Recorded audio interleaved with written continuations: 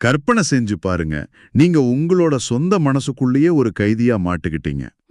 அது ஒரு நரகமான நிலைமை. ஆமா, அந்த பயம் எந்த அளவுக்கு இருக்குன்னா, படுக்கைக்கு அடியில ஒரு துப்பாக்கிய வச்சுக்கிட்டு தான் நீங்க தூங்குறீங்க.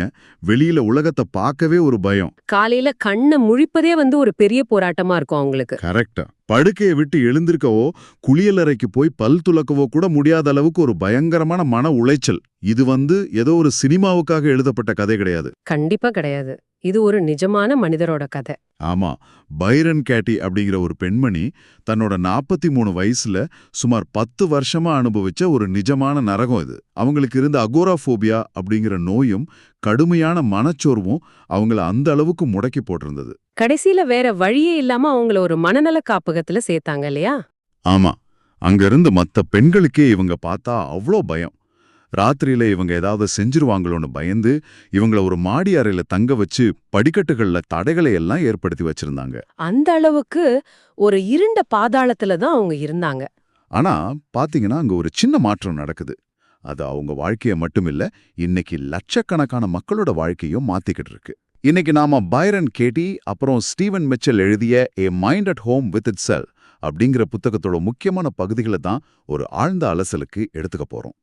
ரொம்ப சுவாரஸ்யமான ஒரு தலைப்பு இது. ஆமா, நம்ம நோக்கம் என்னன்னா, நம்ம அன்றாட வாழ்க்கையில நாமளே நமக்காக உருவாக்கிக்கிற மன அழுத்தம், கோபம், வருத்தம் இது எல்லாத்தையும் எப்படி அடையாளம் கண்டு அதை எப்படி கேள்வி கேட்டு உண்மையான சுதந்திரத்தை அடையிறது அப்படிங்கிறத புரிஞ்சுக்க போறோம். அதாவது நம்ம வாழ்க்கையில நடக்கிற பல விஷயங்களுக்கு வெளியில இருக்கிற மனிதர்களோ சூழ்நிலைகளோ தான் காரணம்னு நாம நினைச்சிட்டு இருக்கோம். ஆனா உண்மையில் நம்ம துன்பங்களுக்கு காரணம் வெளி உலகம் கிடையாது. அந்த உலகத்தை பத்தி நாம என்ன நினைச்சிட்டு இருக்கோம் அப்படிங்கிற நம்ம சொந்த எண்ணங்கள் தான் காரணம். சரி, இது கொஞ்சம் விரிவா பார்ப்போம். பைரன் கேட்டியோட அந்த இருண்ட மாடி அறையிலிருந்து தான் நம்ம ஆரம்பிக்கணும். ஆமா, அந்த ஒரு குறிப்பிட்ட கால பொழுது 10 வருஷமா ஒரு பெரிய மனச்சோர்வுல இருந்தவங்களுக்கு திடீர்னு ஒரு நாள் காலையில ஒரு பெரிய விழிப்புணர்வு கிடைக்குது. அதுவும் எப்படின்னு பாத்தீங்கன்னா, அவங்க தரையில படுத்திருக்கும் போது அவங்க கால்ல ஒரு கரப்பாம்பூச்சி ஊர்ந்ததுனால. கேட்கவே ஆச்சரியமா இருக்குல்ல? ஆமா, ஒரு சின்ன கரப்பாம்பூச்சி எப்படி 10 வருஷம் மனச்சோர்வை சரி பண்ணும்? இதை கேட்கவே கொஞ்சம் நம்ப முடியாத மாதிரியும் இருக்குல்ல. இதுல ஆச்சரியப்பட வேண்டிய விஷயம் என்னன்னா, அந்த கரப்பாம்பூச்சி ஏதோ ஒரு மாயாஜாலம் பண்ணல. அந்த மாடி அறையில படுக்கைக்கு தான் தகுதியானவ இல்லைன்னு நினைச்சு வெறும் தரையில கட்டி படுத்திருக்காங்க. ஒரு குற்ற உணர்ச்சியில. கரெக்ட். அவங்க கால்ல அந்த பூச்சி ஊறும்போது அவங்க கண்ணை திறக்கறாங்க. அந்த ஒரு நொடியில கடந்த 10 வருஷமா அவங்கள வாட்டி வதச்ச அந்த மனச்சோர்வு, பயம் எல்லாமே மாயமா மறைஞ்சிருச்சு. அது எப்படி சாத்தியமாச்சு? ஏன்னா அவங்க அந்த நொடியில ஒரு உண்மை உணர்றாங்க. அந்த கரப்பாம்பூச்சியோ அவங்களோட காலோ அல்லது வேற எந்த எண்ணங்களோ அவங்க மனசுல தோன்றுவதற்கு முன்பு அங்க நான் அப்படிங்கிற ஒரு விஷயமோ அல்லது இந்த உலகமோ அறவே இல்ல. அங்க வெறும் சூனியம் தான் இருந்துச்சு. ஒரு நிமிஷம். அப்போ நான் அப்படிங்கிற எண்ணம் தான் பிரச்சனைன்னு சொல்றீங்களா? சரியா சொன்னீங்க. ஏன் பிரச்சனை, ஏன் கவலை, ஏன் வாழ்க்கை அப்படின்னு அந்த நான் வரும்போது தான் அதோட சேர்ந்து எல்லா பிரச்சனைகளும் பிறக்குது அப்படிங்கறத அவங்க ஆழமா உணர்ந்தாங்க. அப்போ அவங்களுக்கு முன்னாடி இருந்த அந்த பயம், அந்த துப்பாக்கி எல்லாமே அவங்க மனசு உருவாக்குன ஒரு மாயையா? ஆமா, நம்முடைய துன்பங்கள் எல்லாம் எதனால ஏற்படுதுன்னு நீங்க நினைக்கிறீங்க? நம்ம வாழ்க்கையில நடக்கிற யதார்த்தத்தோட, அதாவது இப்போ என்ன நடந்துகிட்டு இருக்கோ அதோட நம்ம மனம் வாதிடும் போது தான் துன்பம் வருது. ஒரு உதாரணம் சொல்ல முடியுமா? கண்டிப்பா. இப்போ நீங்க ஒரு டிராஃபிக்ல மாட்டிக்கிட்டீங்க. அதுதான் இப்போதே யதார்த்தம். ஆனா உங்க மனசு என்ன சொல்லும்? நான் இப்போ இந்த டிராஃபிக்ல இருக்கக்கூடாது, நான் மீட்டிங்ல இருக்கணும்னு அந்த யதார்த்தத்தோட சண்டை போடும். ஆமா, எப்பவுமே அப்படிதான் தோணும். பாத்தீங்கன்னா, டிராஃபிக் உங்களுக்கு மன அழுத்தத்தை கொடுக்கல, டிராஃபிக் இருக்கக்கூடாதுன்னு உங்க மனசு போடுற சண்டை தான் உங்களுக்கு ஸ்ட்ரெஸ்ஸை கொடுக்குது. பைரன் கேட்டி அந்த தரையில படுத்திருக்கும் போது யதார்த்தத்தோட சண்டை போடுறத உங்க மனசு முழுமையா நிறுத்திடுச்சு. வாவ்! அந்த விழிப்புணர்வு அடைந்த உடனே அவங்களுக்கு ஒரு பெரிய உடல் குலுங்குற அளவிலான ஒரு சிரிப்பு வருது. அது அவங்க அந்தத்தின் நகைச்சுவை அப்படின்னு சொல்றாங்க. ஆமா, தி காஸ்மிக் ஜோக். அதாவது வாழ்க்கை அப்படிங்கிறது வெறும் ஒரு கனவு. அதுல நாமளே துன்பப்படுறதா கற்பனை பண்ணிக்கிட்டு நமக்கு நாமே ஒரு பெரிய நாடகத்தை நடத்தி நமக்கு நாமே அழுதுகிட்டு இருக்கோம் அப்படிங்கறத உணரும்போது வர்ற ஒரு சிரிப்பு அது. அது வரைக்கும் துப்பாக்கியோட தூங்குன ஒரு பொண்ணு எந்த துன்பமும் உண்மை இல்லைன்னு உணர்ந்து சிரிக்கிறாங்கன்னா அது பெரிய விஷயம்தான். ஆமா, அந்த நான் அப்படிங்கிற அகந்தை அழியும் போது அந்த இடத்துல ஒரு வெற்றிடம் உருவாகுது. அதுக்கப்புறம் கேட்டி தன்னோட பழைய அடையாளங்கள் எல்லாத்தையும் முழுமையா இழந்துட்டாங்க. அவங்க வீட்டுக்கு போனப்போ அவங்க கணவரையோ குழந்தைகளையோ கூட அவங்களுக்கு அடையாளம் தெரியல. ஒரு புதுசா பிறந்த குழந்தை எப்படி உலகத்தை பாக்குமோ அப்படி ஆச்சரியமா எல்லாரையும் பார்த்தாங்க. தெருவுல போற அறிமுகம் இல்லாதவங்கள கூட கட்டிப்புடிச்சு அன்பு பகிர்ந்தாங்க. அவங்களுக்கு என்னுடையது உன்னுடையது அப்படிங்கிற எந்த வேறுபாடும் தெரியல. இது வெளியில இருந்து பாக்குறவங்களுக்கு ஒரு பைத்தியக்காரத்தனம் மாதிரி தெரிஞ்சாலும் உள்ளூர அது ஒரு முழுமையான அமைதியோட வெளிப்பாடு. இங்கேதான் விஷயம் ரொம்ப சுவாரஸ்யமா மாறுது. தங்களுக்கு கிடைச்ச அந்த ஆழமான விடுதலைய, அந்த அமைதிய மத்தவங்களுக்கும் எப்படி புரிய வைக்கிறதுன்னு பைரன் கேட்டி யோசிச்சாங்க. ஏன்னா எல்லாருக்கும் அந்த மாதிரி ஒரு கரப்பான் பூச்சி வந்து ஞானத்தை கொடுத்துறாது இல்லையா? கண்டிப்பா. அதனால அவங்க ஒரு சுய விசாரணை முறைய உருவாக்குனாங்க. அதுக்கு அவங்க வச்ச பேர் தான் இந்த வாக். இது ஏதோ இமயமலையில போய் உட்கார்ந்து பண்ற பெரிய தத்துவ விசாரணை எல்லாம் கிடையாது. நம்ம அன்றாட வாழ்க்கையில நாமளே நமக்கு கேட்டுக்க வேண்டிய மிக எளிமையான 4 கேள்விகள். ஆமா, அந்த 4 கேள்விகளும் நம்ம மனசு போடுற நாடகத்தை அப்படியே வெளிச்சம் போட்டு காட்டும். இப்போ இத கேட்டுக்கிட்டு இருக்கிற நீங்க ஒரு நிமிஷம் யோசிங்க. உங்க வாழ்க்கையில உங்களுக்கு ரொம்ப மன அழுத்தத்தையும் தர்ற ஒரு குறிப்பிட்ட எண்ணத்தை எடுத்துக்கோங்க. உதாரணத்துக்கு, என் மேல என் பாஸ்க்கு மரியாதையே இல்ல, அல்லது என் பார்ட்னர் என்ன புரிஞ்சுக்கவே மாட்டேங்கிறாங்க, இப்படி ஏதாவது ஒண்ணு. கரெக்ட். இப்போ அந்த எண்ணத்தை நோக்கி இந்த 4 கேள்விகளை கேளுங்க. முதல் கேள்வி, இது உண்மையா? ம், 2வது கேள்வி, இது உண்மைதான் அப்படின்னு உங்களால எந்தவித சந்தேகமுமின்றி 100% உறுதியாக அறிய முடியுமா? ஒரு நிமிஷம். என்ன சொல்றது, கேள்விக்கும் 2வது கேள்விக்கும் என்ன பெரிய வித்தியாசம்? இப்போ என் பார்ட்னர் என்ன புரிஞ்சுக்கவே மாட்டேங்கிறாங்க, அது உண்மைதான் அப்படின்னு நான் சொல்றேன்னா, 2வது கேள்வியில என்ன புதுசா கண்டுபிடிக்க போறேன்? நல்ல கேள்வி. பாத்தீங்கன்னா கேள்வியில நம்ம கோபம் தான் பதில் சொல்லும்.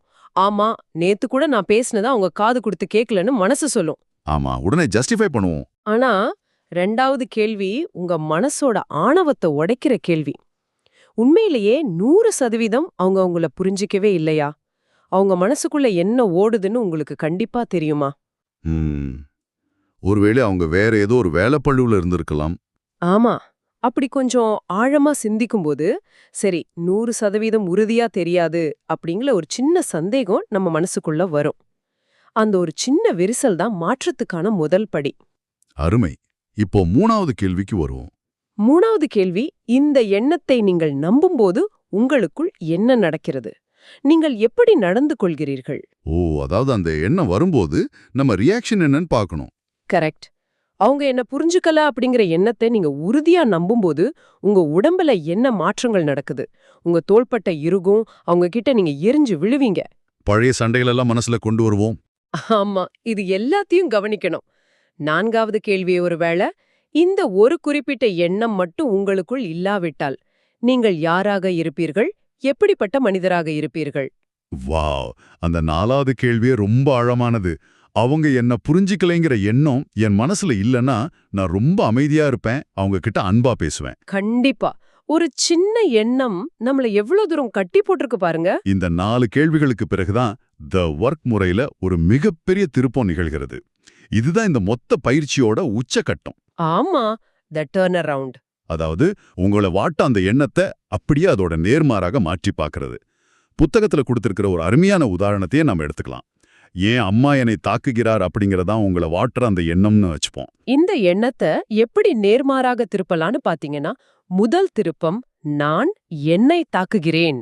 நான் என்னை தாக்குகிறேனா? ஆமா, இதை ஒரு நிமிஷம் ஆழமா யோசிச்சு பாருங்க. அம்மா உங்களை தாக்குறாங்களோ இல்லையோ, அம்மா என்னை தாக்குறாங்க அப்படிங்கிற எண்ணத்தை நீங்க திரும்ப திரும்ப நினைச்சு உங்களை நீங்களே மன அழுத்தத்துக்கு உள்ளாக்கிட்டு இருக்கீங்க.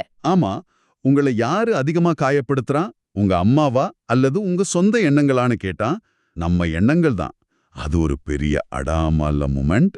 சரி, 2வது திருப்பம் பாத்தீங்கன்னா, நான் என் அம்மாவை தாக்குறேன். நான் எப்படி அவங்கள தாக்குறேன்? அம்மா உங்களை தாக்குறாங்கன்னு நீங்க நம்பும்போது நீங்க அவங்க கிட்ட எப்படி நடந்துப்பீங்க?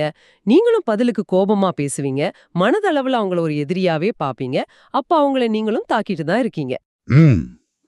இந்த திருப்பம் நமக்கு என்ன கத்துக் கொடுக்குதுன்னா, நாம மத்தவங்க மேல வைக்கிற ஒவ்வொரு குற்றச்சாட்டும் உண்மையிலே நம்மளை பற்றிய ஒரு சுய பரிசோதனை தான்.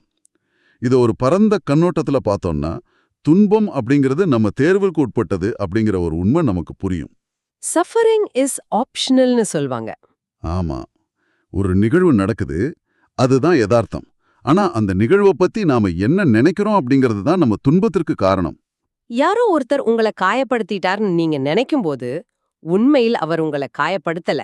அவர் உங்களை காயப்படுத்திட்டார் அப்படிங்கிற உங்க எண்ணம் தான் உங்களை காயப்படுத்துது. இந்த உண்மையை உணர்ந்துட்டா நாம மத்தவங்கள குறை சொல்றதை நிறுத்திட்டு நம்ம சொந்த மனசுக்குள்ள இருக்கிற முரண்பாடுகளை சரி பண்ண தொடங்கிடுவோம். சரி, இதற்கெல்லாம் என்னதான் அர்த்தம்? பைரன் கேட்டியோட இந்த நவீன உளவியல் அணுகுமுறைக்கும் பண்டைய ஞானத்திற்கும் ஏதாவது தொடர்பு இருக்கா? நிச்சயமா இருக்கு. இந்த புத்தகம் வெறும் கேட்டியோட அனுபவங்களை மட்டும் சொல்லல. இது பௌத்த மதத்தோட மிக முக்கியமான நூல்கள்ல ஒன்னான டைமண்ட் சூத்திரம் அப்படிங்கிற நூலை அடிப்படையா வச்சுதான் எழுதப்பட்டிருக்கு. ஓஹோ, அந்த டைமண்ட் சூத்திரம் முழுக்க முழுக்க தன்னலமற்ற தன்மை மற்றும் நான் அப்படிங்கிற அகந்தையோட வீழ்ச்சி இத பத்தி தான் பேசுது. ஆமா, அதோட ஆழமான தத்துவம் என்னன்னா, நான் அப்படிங்கிற ஒரு தனிப்பட்ட நபரோ பொருளோ உண்மையில இங்க இல்ல அப்படிங்கிறது தான். அதே போல மற்றவர் அப்படிங்கிற ஒருத்தரும் இல்ல. இது கேட்க கொஞ்சம் குழப்பமா இருக்கு. நேயர்களுக்கு புரியுற மாதிரி ஒரு உதாரணம் சொல்ல முடியுமா? நிச்சயமா. இப்போ நீங்க ஒரு தியேட்டருக்கு போறீங்க. அங்க ஒரு பெரிய ஸ்கிரீன்ல ஒரு வில்லன் ஒருத்தரை துன்புறுத்துற மாதிரி ஒரு காட்சி ஓடுது. அத பார்த்து நீங்க கோவப்படுறீங்க, பதட்டப்படுறீங்க. சில சமயம் அழுவும் கூட. ஆனா உண்மையில அங்க எந்த வில்லனும் இல்ல, எந்த ஹீரோவும் இல்ல. பின்னால இருந்து ஒரு ப்ரொஜெக்டர் மூலமா அடிக்கப்படுற வெறும் ஒளி வெள்ளம் தான் அந்த ஸ்கிரீன்ல விழுது.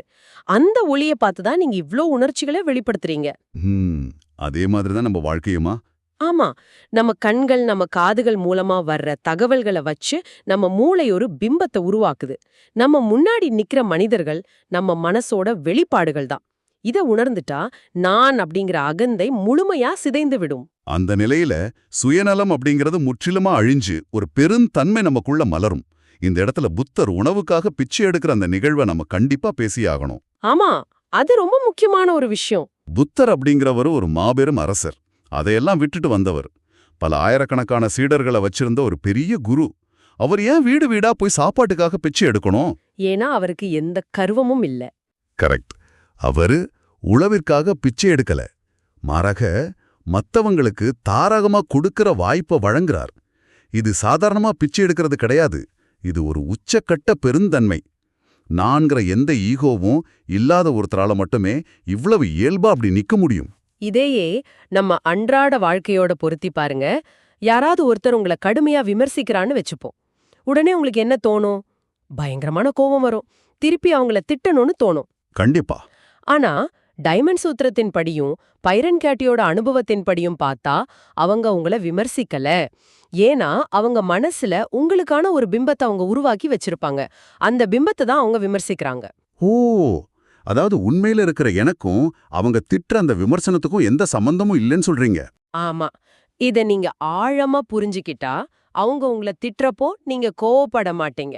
மாறாக பாவம், அவங்க தங்களோட மனசுக்குள்ள ஏதோ ஒரு கற்பனை பிம்பத்தோட போராடிக்கிட்டு இருக்காங்களேன்னு அவங்க மேல பரிதாபமும் அன்பும் தான் உங்களுக்கு வரும். இது கேட்க ரொம்ப நல்லா இருக்கு. ஆனா இத பயிற்சி செய்யறது ரொம்ப கஷ்டம்னு பலரும் நினைக்கலாம். ஏன்னா ஞானம் அப்படின்னாலே நமக்குள்ள ஒரு பெரிய கட்டுக்கதை இருக்கு. எல்லாரையும் விட்டுட்டு இமயமலைக்கு போய் தியானம் செஞ்சாதான் ஞானம்னு நினைச்சிட்டு இருக்கோம். ஆனா பைரன் கேட்டி அந்த பிம்பத்தையே சுக்கு நூறா உடைக்கிறாங்க.